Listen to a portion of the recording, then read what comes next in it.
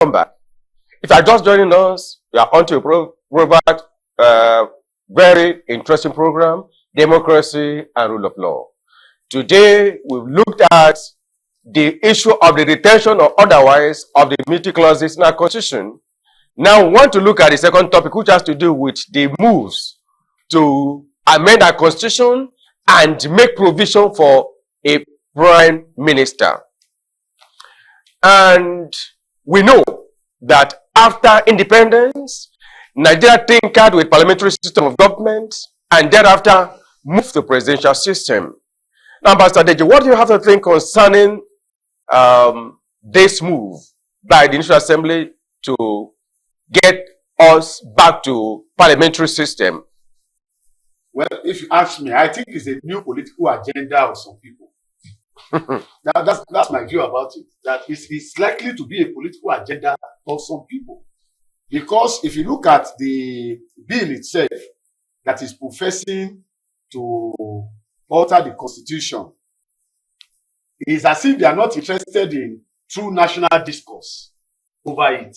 They just want to pass it as if it's a normal bill. But when you look at what they are doing is completely dismantling the geopolitical arrangement, the geopolitical structure of the Nigerian state. The political structure of the Nigerian state today is a presidential system of government. Yes. And not a parliamentary system of government. So if you are going to alter that under our Constitution, you have to comply with Section 9 of the Constitution on the amendment. And not just Section 9. Not only that, you have to have discussed nationally with the ethnic nationalities that makes up this country to validate that decision whether or not we should suspend our presidential system of government for a parliamentary system of government. And there has to be consensus. There has to be national consensus by all the ethnic groups. It's not something that the National Assembly can just sit down and just pass a law to change the political structure of the country on their own. Now, having said that, if you look at the provision of Section 9 of our Constitution, and I've also heard this view severally, that almost all the alterations that have been done by the National Assembly in this country have been illegal and unconstitutional. Unconstitutional in the sense that the provision that this constitution we are implementing is a very rigid constitution. And it has stated principles and procedure for its own amendment. If you are going to alter the provision of any provision of the Constitution, even a dot in the Constitution, you have to comply with Section 9. And what does Section 9 say? Section 9 says that the National Assembly will not be in position to alter any provision of this Constitution, except where it relates to creation of state. That's Section 8. Without going to every houses of assembly, passing a resolution. The proposal you in view must be passed through all the houses of assembly of the 36 states. Of the 2/3 of the country, of the state in the country. So it's not just enough. And all the amendment, all the alteration of this constitution have never complied with that provision. There is none of the alteration, none of the amendment that had complied with Section 9. You will just find that the National Assembly will sit down and they will pass first reading, second reading, committee stage, they probably refer it, and then third reading, and they pass it into law, and they ask for assent. Whereas Section 9 says any proposal must be taken to all the houses of assembly of the state. And then the 2/3 of the members of that house must pass it and accept it before the National Assembly can pass it into law. And I think we need to begin to go back to our constitution. Some of us have complained about this constitution, but they say this is a constitution they want to use. So let them comply with it. Now, Mr. Makomona, the issue of getting a prime minister in a presidential system of government, where the constitution has been executive powers to the president, do you think such a marriage will work? I don't even think it's possible to have a parliamentary system of government in the presidential system. Yes, in the presidential system of government. You see, like my colleague has said, this constitution, you cannot amend any part to comply with parliamentary system of government. It has to be a complete overhaul of the constitution. In fact, you have to set it aside, set up a committee to sit down and frame up a new constitution that will reflect the position of the prime minister, the president, and because this thing runs from the center to the state and even the local government. So it's not something that affects only one part of the constitution. It's the overall content of the whole constitution that is going to be affected. And so it's not the kind of thing that you now say, I want to introduce the prime minister or parliamentary system so that the prime minister will be the one that will be running or the president will run around for the prime minister, as it were, and all that. And we don't really know who will transmute into the prime minister or the president and all these other issues. So what my colleague is saying is true concerning this. But there's one aspect you said that the amendment they have been doing is not legal. You are talking as if you don't know the Nigerian politicians. All these amendments, the alterations, they send them to the state houses of assembly and return with an A. That is the thing. And before it is sent to the president to assent, for assent. So they pass through the houses of assembly, and the houses of assembly that you know will just tell them carry go. That is what they do. So before they can even send it to the president for his assent, they pass it through there. But that one, because no house of assembly will call you and tell you this. There was a time they called. But the constitution also talks about referendum. There was a time, yes, they sent a memo to us in my place that they want to alter the constitution, and I think that was when they wanted to do create the National Industrial Court and all that, and that they need our input and all that. That they call for a referendum, and people were asked to come and talk, and people appeared. Now you understand at the state level. After the federal had done, before they came up with that's public hearing. You are talking about public hearing, not referendum. Referendum is an election. Yeah, there's another area I want us to look at. Now, the proposal appears to be that because they want to return the nation to a regional system of government, there is need to have a prime minister. Do you think that it is mandatory to have a prime minister if we want to return to regional system? And the answer to our political embargo, is it returning to parliamentary system? Is it returning to regional system, or to have true federal structure and true practice of federalism? What is your input? Well, let me first of all say this, that to me, I think if we want to practice presidential system, we should practice presidential system. And if we want to say we are no longer practicing presidential system, yes, we want to practice parliamentary system, then what my good friend has said will also suffice. Then we have to change the constitution entirely. Yes. For a new constitution to evolve. Not amendment. Yes. Not alteration. Yes. That has to be made very clear to these people in the National Assembly. Because what they are doing now is a perfidy. Now, ask yourself, what is the Prime Minister going to do that the Vice President cannot be empowered right now to do? Is there any function that the Prime Minister is going to be doing for the President that the Vice President cannot do if empowered to do so? That's number one. Number two is that, can we afford to have this model that is neither a presidential structure nor is it a parliamentary structure that they are planning now, where the president will have all the executive power and then the prime minister will just be like an errand boy of the president? Can we have that kind of system? But that is not consistent with what we know as parliamentary system of government. Exactly. Because under parliamentary system is the prime minister that has the executive powers. Exactly. The president is just a rubber stamp. That's why I said a titular head. That's why I said earlier that it appears as if this is an agenda of some people. So, and the National Assembly is trying to endorse, to force of us into this their own agenda. for whatever reason they have in mind. And we need to, the nation needs to discuss where it's going. Yes. We need to know where we're going as a nation.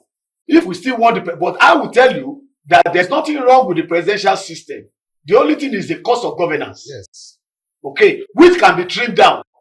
I don't see, for instance, why we should have 360 something people in the House of Rep. I don't see. I don't see why we should have 3 senators from one state. I don't see why.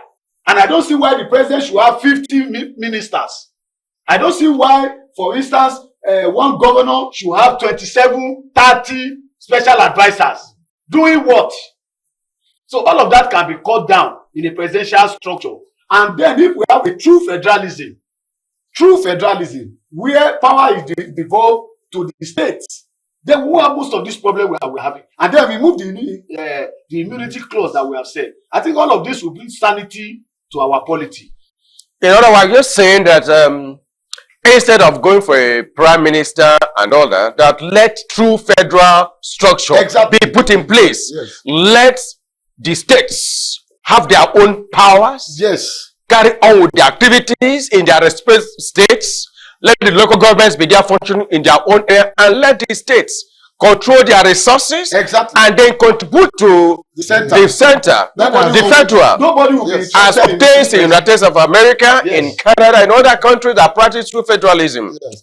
And I think if this is done, yes, it will discourage so many people trying to go to the top center there, because that center will no longer be attractive to anybody as before. Yes. And even if you want to do regional system of government, you can still practice it very well with the presidential system of government, very easily, like they with do the in Canada. Presidential system. So I don't know where some of these our leaders pick up some practices and they want to come and implement, and then they don't even know how the outcome of that implementation, what it will be on the system.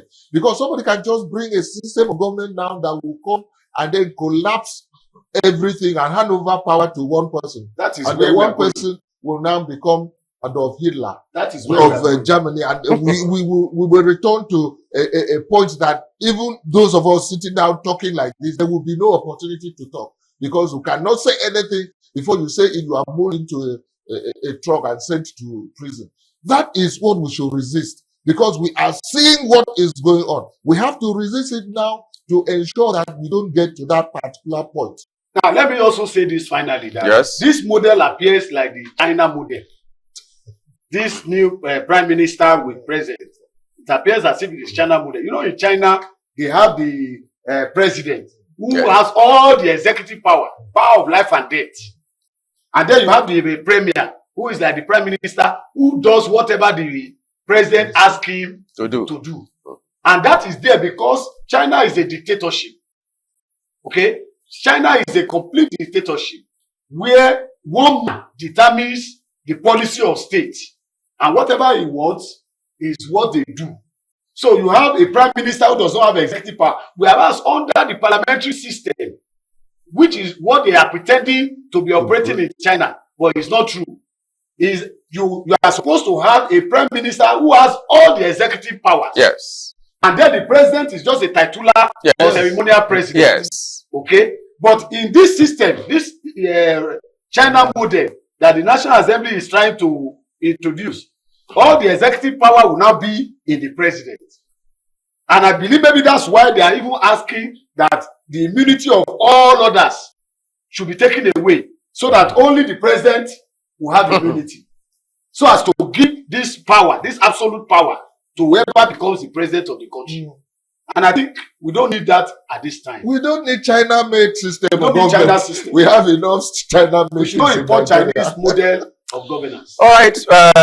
We'll be rounding up because of our time. And in just 2 to 5 seconds, let's have your thoughts on the first topic we treated, which has to do with retention or otherwise of immunity in our constitution, especially executive immunity of the president, the vice president, the governors, and the deputies.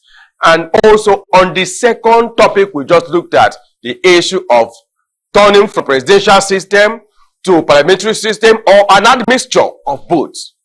Okay. What are your final thoughts on Yes, these things? very well. As I said, in respect of a retention of immunity, I had advocated since the beginning of the administration of this constitution that we should remove that immunity clause. We don't need it in Nigeria. Nigeria is not mature enough to have that immunity clause. Other climes can have it and practice it very well. But in Nigeria, they are using it to punish their citizens. So it should be completely removed from the head to the last. That is one.